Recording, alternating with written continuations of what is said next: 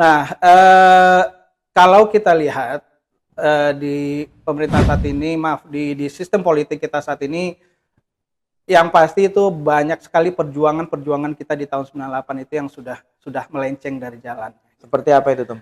Ya, 98 itu kan kita memperjuangkan menolak KKN, kolusi, korupsi, dan nepotisme. Ya. Nah, di era sekarang kita melihat tiga hal ini tidak lagi menjadi momok atau tidak lagi menjadi musuh dari masyarakat karena dipertontonkan terang-terangan oleh sebagian pihak. Partai-partai besar kan gitu. Betul. Yang mendukung Ganjar Mahfud juga demikian.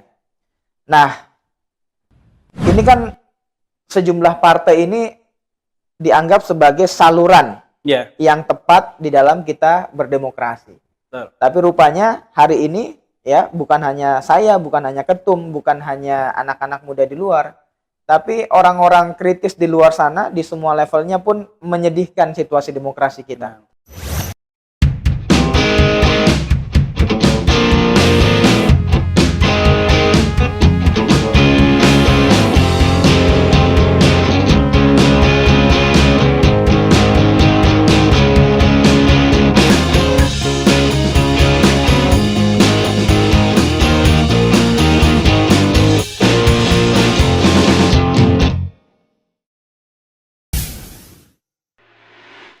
Assalamualaikum warahmatullahi wabarakatuh.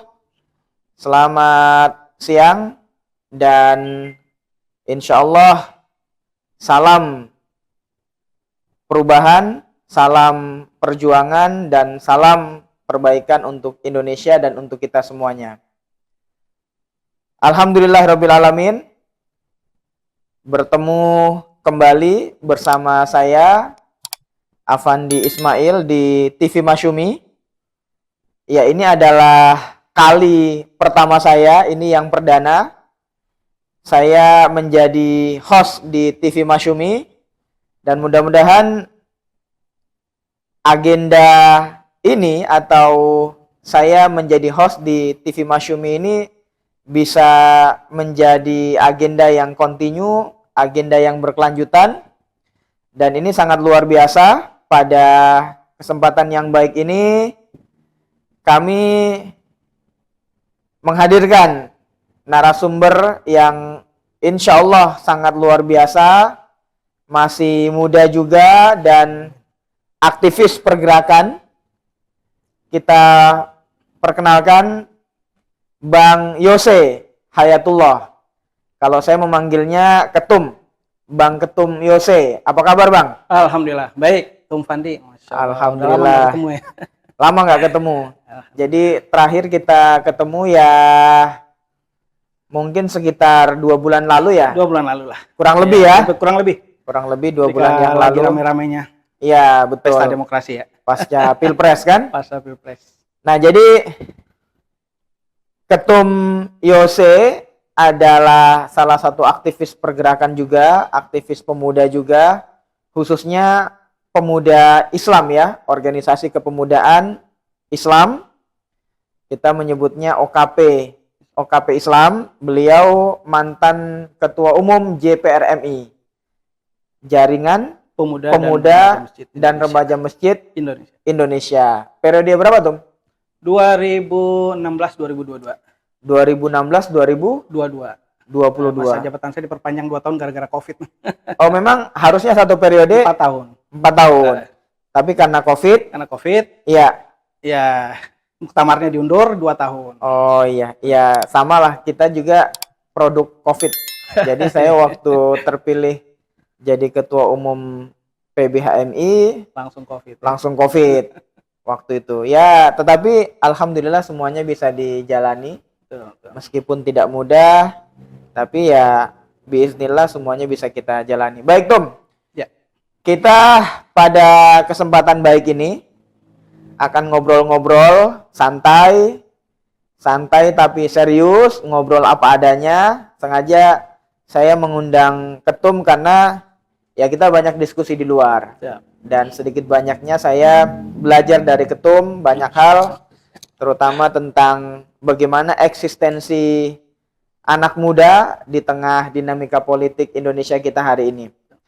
Tapi sebelum ke sana, Ketum bolehlah cerita sedikit tentang karir atau background ya. Walaupun tadi sudah saya singgung sedikit, tapi nggak apa-apa supaya publik juga bisa lebih mengenal Ketum Yose. Ketum silahkan cerita tentang background organisasi Ketum dan terakhir sekarang juga aktif di mana. Kira-kira begitu. Sebelum kita lanjut ke pertanyaan berikutnya, Tum. Silakan, Tum. Ya, baik. Bismillahirrahmanirrahim. Assalamualaikum warahmatullahi wabarakatuh. Waalaikumsalam warahmatullahi wabarakatuh. Terima kasih Tum Fandi, Masya Allah bisa bersilaturahim di sini. Kita di luar sudah sering berdiskusi ya, tapi kayak ini diskusinya agak lebih formal. Tapi sedikit saya dari awal itu memang sudah aktif di remaja masjid. Ya. Jadi ketika kuliah saya juga sempat aktif juga di kampus. Jadi masa-masa pergantian rezim dari 98 itu saya sudah mulai kuliah. Oh iya. Dan situ saya sudah mulai aktif juga di kampus. Dan kemudian saya lebih banyak aktifnya di masjid. Kebetulan saya aktif di Masjid Sunda Kelapa. Saya mengikuti proses pendidikan, kaderisasi dan sebagainya di Masjid Agung Sunda Kelapa dan akhirnya menjadi ketua di Masjid Rizka Remaja Islam Sunda Kelapa. Iya. Lalu setelah itu saya dan teman-teman menginisiasi berdirinya sebuah organisasi yang menaungi remaja-remaja masjid yang ada di Indonesia. Jadi selama ini sudah ada juga ya satu organisasi, tapi teman-teman aktivis remaja masjid yang kita datangi rata-rata tidak merasa diayomi atau tidak merasa diperhatikan oleh organisasi remaja masjid yang ada. Iya. Sehingga mereka mengajak dan berinisiasi untuk mendirikan sebuah jaringan organisasi remaja masjid untuk mengkonsolidasikan dan mengkoordinasikan dakwah remaja masjid untuk lebih menguatkan peran dakwah remaja masjid, bukan hanya sekedar simbolis acara-acara kegiatan, tapi memanfaatkan masjid sebagai sarana kaderisasi, pembinaan generasi muda, dan juga sebagai wadah untuk mengekspresikan semangat-semangat muda. Nah, itulah tahun 2006 akhirnya kita dirikan organisasi yang bernama JPRMI. Oh, 2006. 2006. Salah satu ketum termasuk inisiatornya ya? Iya, salah satu pendirinya. Luar itu biasa. Kita inisiasi di Masjid Sunda Kelapa waktu itu. Kita 2006 ya? Kita kumpulkan remaja-remaja masjid di Masjid Agung Sunda Kelapa. Iya. Dan di situ kita adakan 2005, awalnya 2005. 2005 itu masih skup DKI Jakarta. Dan 2006 akhirnya kita launching deklarasi se-Indonesia. Jadi sekarang kalau boleh tahu sudah berapa cabang, Tum? Kalau untuk struktur JPRMI tingkat wilayah itu sudah hampir 31 ya. Kalau terakhir saya tahu lebih kurang 28 provinsi sudah ada. Lalu untuk tingkat kota dan kabupaten itu ada sekitar 200 kota. Luar biasa ya? Ya, alhamdulillah sudah ada jaringan pemuda dan remaja masjid Indonesia. Kecamatan sampai ke kecamatan sampai kecamatan kita, pengurus terendah kita itu tingkat pengurus cabang. JPRMI tingkat kecamatan. Kecamatan ya. Betul. Jadi Ketum Yose ini adalah ketua umum pertama ya? Ya, bukan. Saya ketua umum ketiga. Ketiga Kan 2016 sampai 2022. Jadi ada 2 ketum sebelum saya. Iya. Dan saya ketiga. Iya. Sekarang ketum yang baru siapa tuh? Ketum yang baru namanya Kadrian Adrima. Nanti bisa kebetulan beliau juga aktif remaja masjid, sempat aktif sama saya di Remaja Islam Sunda Kelapa juga. Iya. Dan beliau bendahara di zaman. Tapi ini luar biasa karena selain JPRMI juga ada wadah-wadah yang lain. Betul. Yang itu mengayomi, menghimpun remaja-remaja masjid ya. Iya. Ada BKPRMI. Betul. Yang lebih dulu lah, lebih senior lah, organisasi lebih senior. Ya. Duluan. Dan ada juga namanya Prima DMI. Betul. Ya, kebetulan saya di situ sekarang. Siap, bendahara sebagai sekretaris jenderal pimpinan pusat. Siap. Jadi ya saya kira ibu masjid kita ya. Ya, saya kira harus disupport semuanya lah. Betul. Karena remaja masjid ini potensi SDM yang luar biasa. Luar biasa. Apalagi kita ini negara dengan populasi muslim terbesar di dunia. Jumlah masjid terbesar di dunia. Betul. Jumlah masjid, musola gitu ya. Masjid, betul. Iya, bahkan bukan hanya masjid dan musola yang ada di lingkungan masyarakat, tapi di sekolah-sekolah, ya kan, di pesantren, kantor-kantor, tempat mal-mal dan sebagainya. Nah, itu ini mesti harus dikelola, dan salah satu sumber daya manusia yang diharapkan adalah anak muda. anak muda, betul. Oke, Tum. Jadi kita ngobrol tentang situasi politik ya. Gak apa-apa Tum ya. Lanjut. Karena saya tahu Ketum ini luar biasa pergerakannya kan. Jadi saya sebut aja lah, kemarin beliau juga bergerak untuk mendukung salah satu paslon di Pilpres 2024 ya. Nah, bagaimana Ketum Yose melihat demokrasi kita hari ini Tum? Terutama untuk masa depan anak muda lah. Karena ini perspektif anak muda ini perlu kita dengar Tum.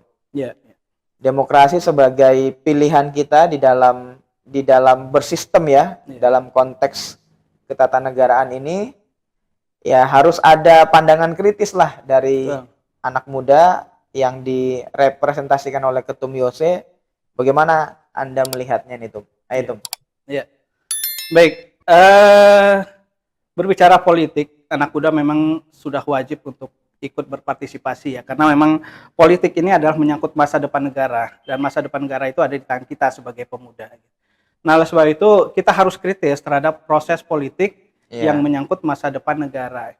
Saya sudah beberapa kali juga ya ikut terlibat dalam proses politik ini, termasuk 2019, 2013 dan terakhir kemarin gitu. Namun melihat kondisi terakhir, saya merasa bahwa proses politik yang terjadi terakhir ini itu sudah sangat parah gitu, karena benar-benar terlihat kecurangan secara masif banyak terjadi ya. Iya. Dan itu bukan hanya Ketum yakin bahwa benar-benar terjadi kecurangan Tum ya?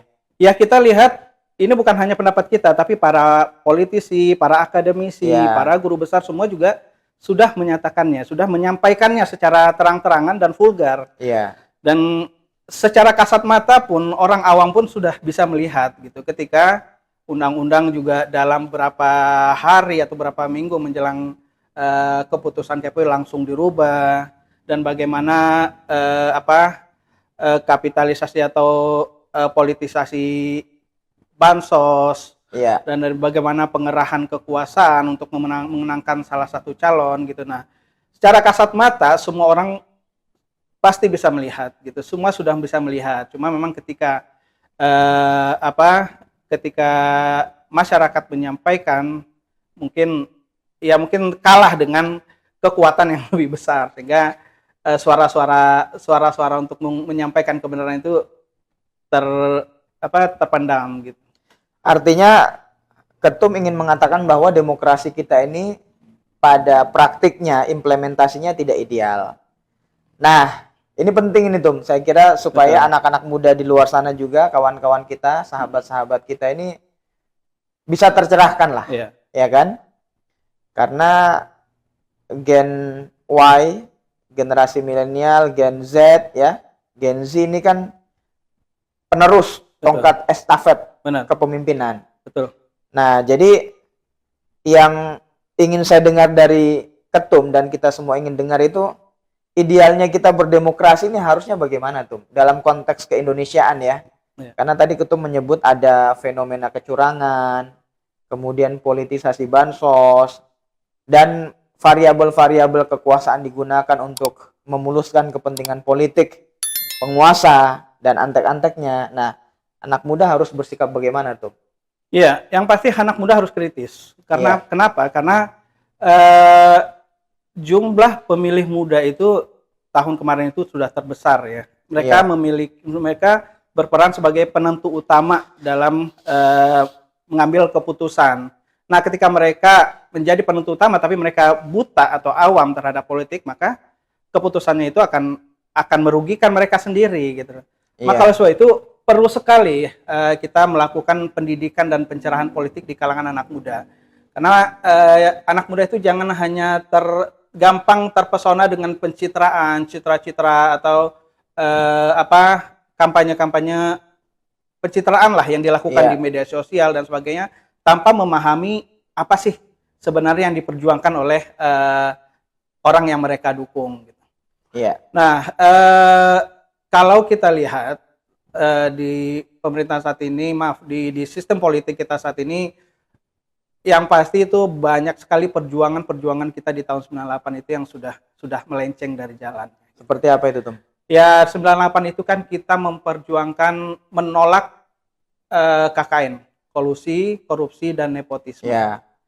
Nah, di era sekarang kita melihat tiga hal ini tidak lagi menjadi momok atau tidak lagi menjadi musuh dari masyarakat karena dipertontonkan terang-terangan oleh sebagian pihak dan terutama itu mereka yang memiliki power gitu. Ya, seperti korupsi. Korupsi kita lihat sekarang negara kita benar-benar darurat korupsi. Ya, terakhir masalah tambang, masalah kasus Departemen Pertanian. Tapi dan bukannya zaman Orba juga terjadi korupsi. Betul, apa bedanya dengan era sekarang ini, Tom? Itu yang kita perjuangkan kan. 98 itu yang kita perjuangkan untuk dihapuskan dan kita menuju negara yang benar-benar demokrasi. Ya, negara yang benar kita melihat ada praktek yang dilakukan Orde Baru seperti kolusi, korupsi dan nepotisme itu terjadi. Dan itulah membuat mahasiswa dan masyarakat 98 itu marah dan melakukan perlawanan rakyat sehingga terjadilah reformasi 98. Seiring berjalannya waktu ternyata hal-hal yang kita perjuangkan dulu terulang sekarang gitu dan masyarakat seperti lupa dengan apa yang dulu kita perjuangkan. Apa yang dulu kita coba rintis bersama agar negara kita itu menjadi negara demokrasi yang benar-benar terlepas dari praktek kolusi, korupsi dan nepotisme sehingga bisa memakmurkan masyarakat gitu. Nah, kalau sekarang kita lihat kan seperti tadi saya katakan, korupsi terjadi terang-terangan. Hampir semua, bahkan bukan hanya di para pejabat, tapi mungkin di penegak hukumnya pun ikut korupsi gitu. Nah, itu yang semakin berbahaya. Mereka yang harusnya bertugas untuk mencegah korupsi malah terlibat di dalam korupsi. Apakah Ketum mau bilang bahwa korupsi sekarang ini, di era sekarang ini, itu lebih luar biasa daripada zaman Orde Baru?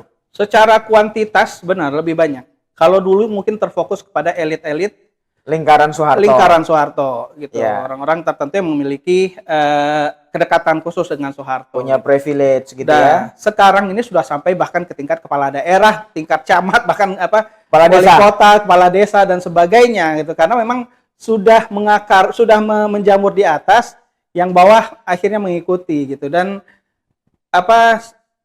secara kualitas dan suara kuantitas dan kualitas itu sudah lebih besar sekarang dibanding era Soeharto gitu.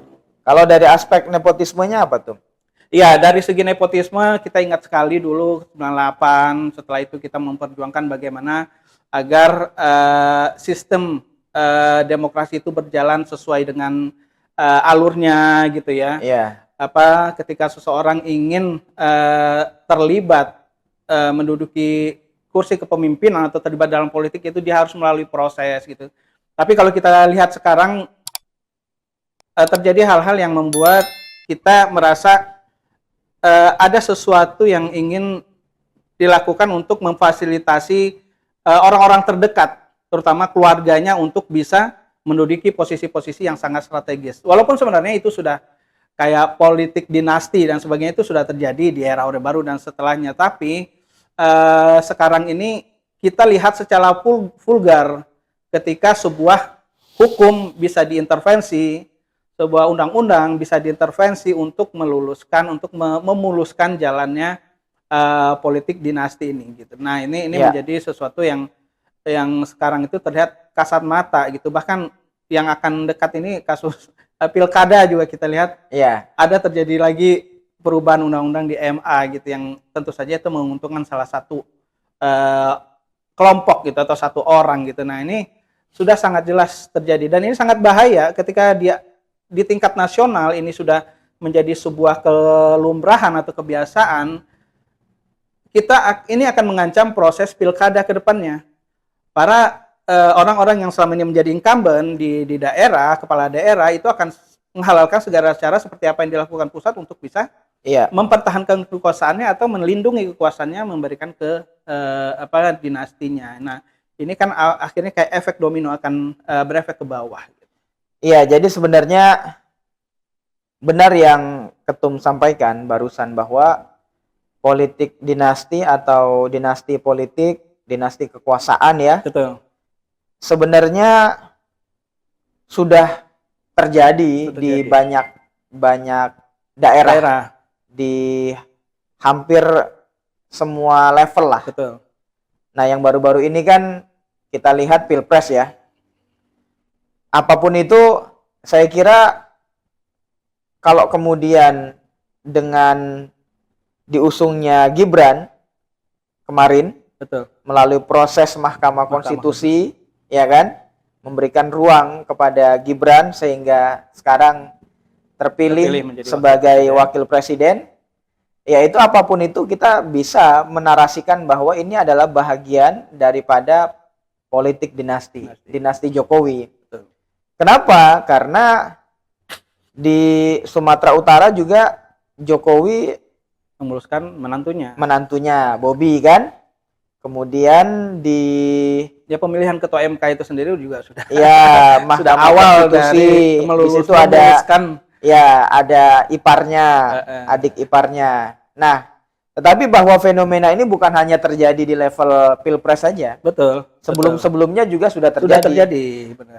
Misalnya ada yang gubernur, kemudian bupati dan wali kota, ya, jadi kerabat semuanya lah. Benar. Nah, ini yang saya kira menyedihkan. Benar. Tapi apa sebenarnya, Tum, yang paling dikhawatirkan oleh Ketum sebagai representasi pemikiran anak muda? Kenapa kita harus melawan dinasti politik ini? Bukankah mereka juga, ya seperti contohnya misalnya Gibran, kan gitu. Nah, ini sekarang lagi mencuat nama Kaisang untuk di Pilgub ya, Pilgub DKI atau DKJ Jakarta, kan gitu. DKJ ya sekarang. Jadi apa sebenarnya kita yang dikhawatirkan? Bukankah mereka juga menarasikan bahwa prosesnya adalah proses berdemokrasi juga? Bukankah anak muda juga sudah saatnya untuk masuk di dalam gelanggang politik? Nah, apa yang Ketum lihat sebagai sesuatu yang salah gitu kan, tidak ideal gitu loh, Tum? Iya, pada prinsipnya kita sangat mendukung ya. Kita sebagai anak muda pasti akan mendukung lahirnya pemimpin-pemimpin muda. Ya. Karena memang dengan situasi seperti saat ini sudah saatnya memang anak muda sudah harus maju untuk muncul di tingkat kepemimpinan, baik itu daerah, lokal maupun nasional. Dan kita sudah lihat potensi-potensi anak muda luar biasa kalau kita berikan kesempatan untuk maju di level lebih tinggi lagi, itu akan bisa lebih baik gitu. Dan kita tidak menghalangi hak siapapun untuk maju, untuk menjadi pemimpin, untuk menjadi tokoh atau presiden, wakil presiden, gubernur dan sebagainya. Semua itu hak masyarakat, hak warga negara. Akan tetapi kita kan sudah punya regulasi yang mengatur hal tersebut sebelumnya gitu. Iya. Dan regulasi itu sudah kita jalankan beberapa tahun gitu sebelumnya gitu. Tapi ketika ada kepentingan seseorang yang ingin memuluskan salah satu kandidat untuk bisa maju, dan ini kan membuat demokrasi ini jadi tidak sehat. Jadi seperti ada orang yang memang difasilitasi untuk bisa menjadi pemimpin, sedangkan kalau anak muda lain maju harus melalui proses yang sangat ketat. Karena dia bukan siapa-siapa. Karena dia bukan siapa-siapa. Yeah. Dia harus melalui proses kaderisasi di tingkat partai atau di tingkat organisasi dan sebagainya.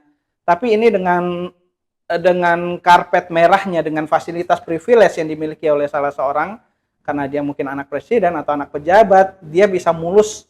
Dan dia punya duit. Dan dia punya duit. Yeah. Dia bisa mulus untuk mencapai keinginannya, dipermudah dengan memuluskan, merubah segala ketentuan dan sebagainya. Ini kan menjadikan proses demokrasi itu jadi tidak sehat. Jadi mereka yang memiliki kekuasaan dengan leluasa merubah segala hal untuk memuluskan kekuasaannya, dan ini persaingan tidak sehat jadinya gitu.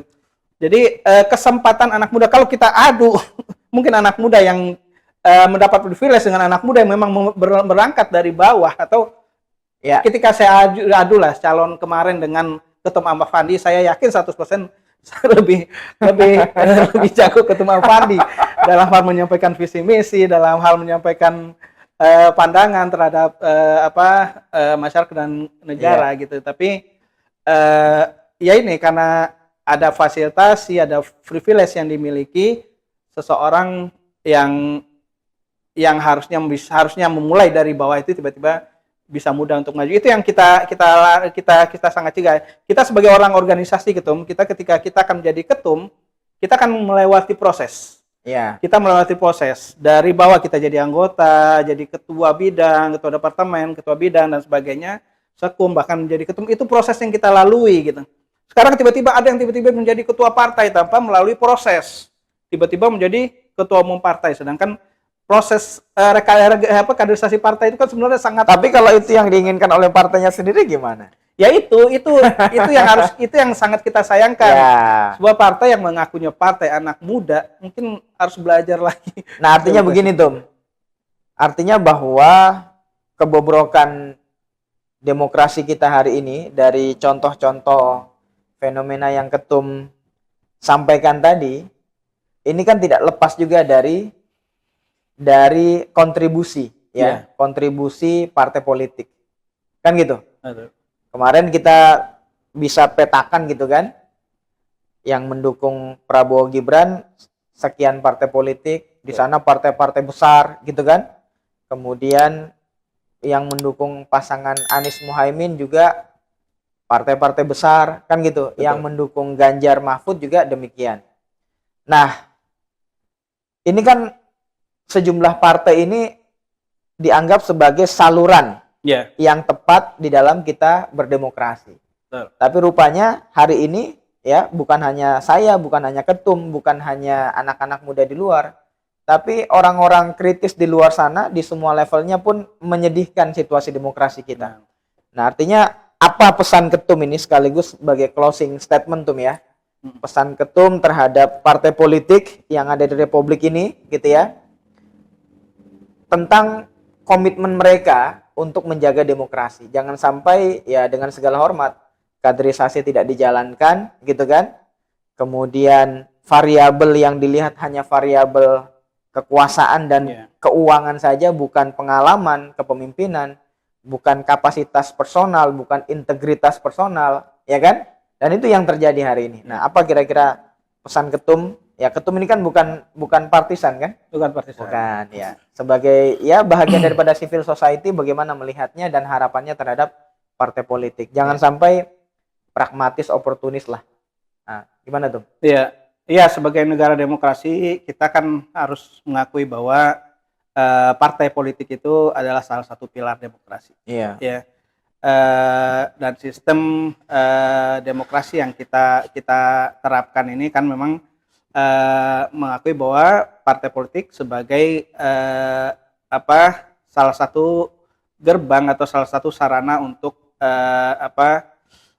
bisa lebih memaksimalkan untuk maksudnya lebih menjadi pemimpin negara, jadi sarana untuk melakukan rekrutmen dan kaderisasi para tokoh-tokoh dan pemimpin negara gitu. Iya. Nah, yang perlu kita tegaskan kepada partai politik ini untuk benar-benar konsisten terhadap nilai-nilai perjuangan yang memang sudah didirikan oleh para founding father partai mereka sendiri. Iya. Kita tahu setiap partai politik itu pasti memiliki tujuan, visi, dan misi untuk kebaikan bangsa dan negara gitu. Kita tahu bahwa baik itu partai yang nasionalis atau punya religius dan sebagainya, tujuannya pasti sama, yaitu untuk menciptakan, kalau dalam misalnya disebut baldatun thayyibatun warabun ghafur, ya. Menciptakan masyarakat yang adil, makmur, dan sejahtera gitu. Dan visi misi semua partai itu sama. Tapi sangat disayangkan kalau idealisme ini dikikis oleh kepentingan pragmatis dari partai atau tokoh-tokoh partai itu sendiri gitu. Kita berharap partai itu bisa melahirkan tokoh-tokoh yang memiliki komitmen dan konsisten terhadap idealisme perjuangan, baik itu perjuangan partainya dan pastinya terutama perjuangan para pendiri bangsa kita yang tertuang dalam Undang-Undang Dasar 45 dan Pancasila gitu. Nah, ya itu harapan kita adalah bagaimana partai politik ini bisa lebih konsisten dalam memperjuangkan kemakmuran rakyat secara keseluruhan, jadi tidak pragmatis, hanya ingin merebut kekuasaan, karena memang politik itu kan memang tujuannya untuk mencapai kekuasaan, itu sudah lumrah ya, karena memang tujuan politik itu mencapai kekuasaan, dan bagaimana kekuasaan itu dimanfaatkan untuk kemaslahatan, mempengaruhi banyak orang. Nah, tapi ketika kekuasaan atau cara berpolitik itu dilakukan dengan segala cara dan melanggar komitmen dari para pendiri bangsa, itu memang harus dievaluasi lagi. Saya berharap sih mudah-mudahan partai politik bisa lebih konsisten dengan nilai-nilai yang ada di dalam anggaran dasar dan anggaran rumah tangganya sendiri, dan yang pasti memperjuangkan apa yang benar-benar diinginkan oleh para pendiri bangsa kita dalam Undang-Undang Dasar 1945 gitu.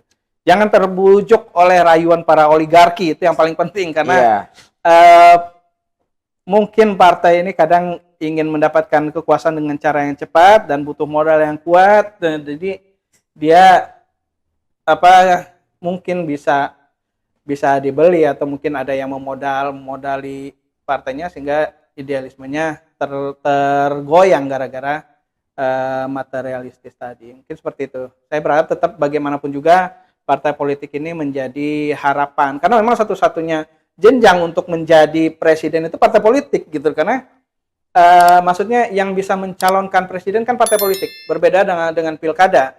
Pilkada itu bisa perseorangan, bisa independen, tapi presiden dan wakil presiden itu harus dicalonkan oleh partai politik. Berarti kan memang partai politik ini menjadi kunci utama untuk melahirkan tokoh-tokoh pemimpin nasional. Artinya baik buruknya, rusak tidaknya demokrasi kita, itu juga di sana ada kontribusi dari partai politik. Betul. Baik Tom, terima kasih banyak Ketum Yose. Sama-sama Tom Afandi. Luar biasa sekali pandangan-pandangan Ketum ini. Ya. Mohon maaf kalau salah-salah. Nah, ini luar biasa Tom ya. Sebenarnya kita ingin lebih lama lagi. Betul. Tetapi ya saya kira nanti bisa kita lanjut pada momentum berikutnya. Siap. Terima kasih banyak atas kehadirannya Tom. Semoga yang Ketum sampaikan ini bisa dicerap semuanya oleh anak muda. Amin, insyaallah. Dan bisa lahir anak-anak muda yang kritis, yang progresif, yang kemudian tidak tumbuh sebagai pemuda-pemuda yang pragmatis dan oportunis dalam menyikapi dan dalam menjadi bahagian dalam dinamika politik di Republik ini. Saya kira demikian pemirsa TV Masyumi dimanapun berada. Terima kasih banyak atas atensinya. Saya akhiri. Wabillahi taufiq wal hidayah. Wassalamualaikum warahmatullahi wabarakatuh dan salam perjuangan.